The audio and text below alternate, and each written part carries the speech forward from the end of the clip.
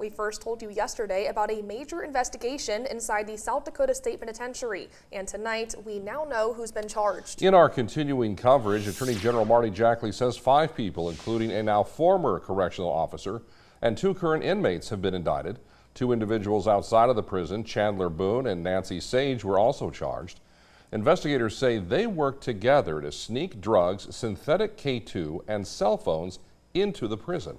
All 5 were indicted for conspiracy to distribute and deliver drugs. The former officer, 22-year-old Carson DeYoung of Sioux Falls, faces additional felony charges for steroids and meth. Meanwhile, Jackley says Boone mailed items to Sage in Sioux Falls. Behind the scenes, the investigation from August 8th through the 14th brought our First Alert investigators those details from multiple sources. We worked with the Attorney General's office to allow more time for a complete investigation. Beth Warden brings us up to date on the avenues explored and the response from a prison reform advocate. This is the sound of an inmate on a bad trip. Just hold him, hey, just hold on to him. The flow of drugs into the South Dakota State Penitentiary had many asking the same question. Where are the drugs coming from? How are they getting into the prison? And today we're able to answer that.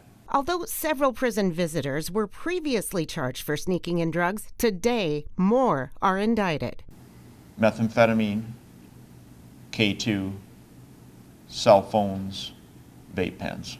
The lone correctional officer, no longer employed, is facing charges along with 2 inmates and 2 on the outside in what Jackley calls a drug conspiracy. While I do not run the correction system, I have an ability when a crime is committed there and I have probable cause to do an investigation and act on it.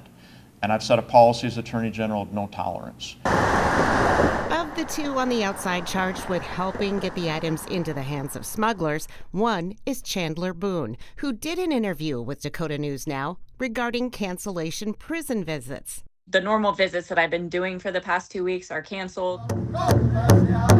Recent demonstrations outside the prison have called for more investigation. Just trying to help the community understand that it was happening.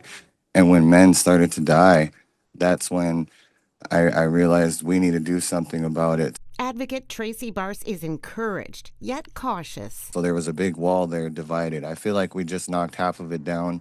During the investigation, other activities were noted, meaning more investigations continue. From the overdose death cases, the gang fights, the other criminal activity. We learn information, we gain probable cause, justification for us to obtain search warrants reviewed by a judge. And so this is all ongoing and continuous. A source tells us that Boone has turned herself in Colorado. In Sioux Falls, that's Warden, Dakota News Now.